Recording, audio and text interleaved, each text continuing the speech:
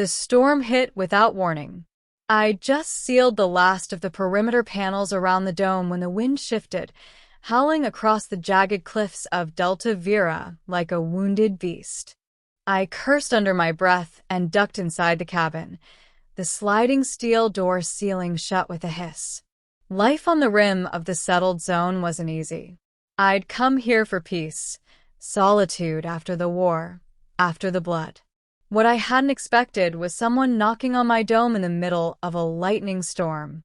The knock wasn't loud, more like a brush, a whisper of knuckles against metal. I grabbed the plasma pistol from the wall and crept to the airlock window. The outside lights flickered through the downpour, revealing nothing at first, until she stumbled forward. Blue skin, braided white hair, lean, trembling limbs and wide, glowing eyes that met mine with something between exhaustion and pleading. She collapsed. I didn't think. Just hit the emergency override and opened the outer hatch. By the time I dragged her inside, her body was ice cold, soaked to the bone, and smeared with dirt and blood. Her breathing was shallow, almost imperceptible. I laid her gently near the furnace and covered her with every thermal sheet I had. She didn't speak. Didn't flinch when I peeled away the soaked outer layer of alien cloth to check for wounds. Only when I pressed a nutrient injector to her arm did she groan faintly and whisper something in a language I didn't recognize. Rest, I said, even though I knew she couldn't understand me. You're safe now. It took 2 days for her to recover enough to sit up. The storm didn't let up, so neither did my questions. She listened silently, curled beneath a silver blanket on my couch, sipping nutrient broth like it was the first food she'd had in weeks. She pointed to herself once and said, "Theory." I nodded. "I'm Luke." She repeated it, "Look," and gave a small, grateful smile. That's when I noticed the scars. Not from injury or accident. These were precise. Etched lines in symmetrical patterns across her upper back, wrists, and collarbone. Tattoos? No. Branding. She'd been someone's prisoner. When I reached out, she flinched. But instead of retreating, she looked me in the eyes and took my hand, guiding it to the markings. "Gone," she whispered. "Now free?" I didn't answer. I just held her gaze and nodded. Over the next few weeks, Theory began to heal. She helped in the garden dome. She learned a few words in English.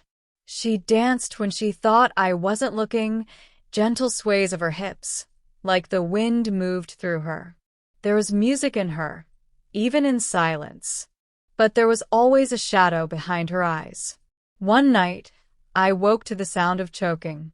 She was curled in the corner of her room, hands clutched around her throat, eyes wild. "Theory," I knelt beside her. "It's okay. You're safe." "Not safe," she gasped. "Not here." I eased her hands down, holding them tight. "No one's coming for you. Not while I'm here." Her lip trembled. "They come, always come back. When marked." I shook my head. No. Not anymore. That night, she didn't return to her bed. She stayed by the furnace, watching the flames like they might burn her memories clean. And I kept watch over her. It wasn't until the Federation patrol showed up that I understood what she'd meant. They weren't here for me. They never were. The commanding officer had her image on a datapad, projected in full, glowing blue. Escaped asset, he said. Experimental hybrid. Stolen from Sector 9. "She's not a thing," I said coldly. "She's a person. She's property," the officer snapped. "Military-grade biotechnology. Yours if you hand her over quietly. We'll wipe your record clean." That's when it clicked. They didn't want her back. They wanted her erased. "I haven't seen her," I lied. He stared at me. "Be careful who you protect, soldier." "Be careful who you chase," I replied. They left. But I knew they'd be back. Theory was in the woods behind the dome when I found her, standing barefoot in the moss, eyes on the stars. She didn't turn when I approached. You knew they'd come. She nodded. They want what is in me. I sat beside her. What's in you? She hesitated, then placed her palm over my chest. What they tried to take from me. My fire. My truth. My name. You said your name was Theory. She smiled faintly. That is the name I chose. The one I gave myself after I fled.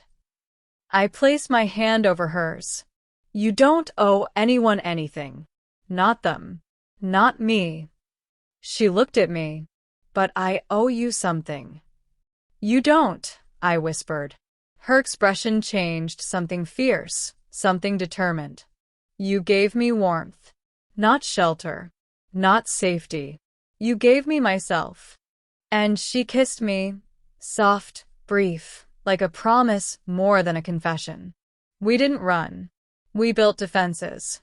She helped recalibrate the turret systems, even upgraded the AI logic with data I didn't understand. I watched her work, graceful and precise, as if her hands remembered things her mind wished it could forget. I wasn't made to feel, she said once, soldering a board. But you made me feel everything. I didn't know how to reply, because truthfully, she made me feel everything too. The Federation came back at dawn. 6 ships. Ground units. They expected 1 human in a cabin.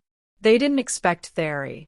She stepped into the clearing as they advanced, dressed in the dark armor she'd crafted from old scrap, her markings glowing faintly like bioluminescent veins. I am not yours, she said.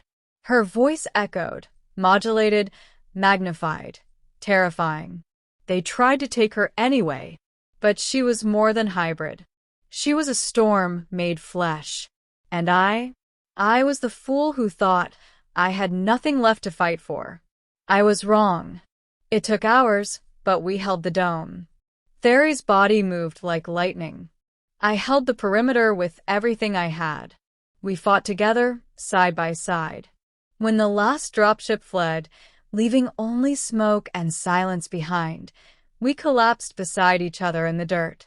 Her cheek rested against my shoulder. Her voice was a whisper. Now safe. I looked up at the sky. Now safe. She sighed and smiled. Then, I stay. And I nodded, because she didn't need my shelter. She needed my heart.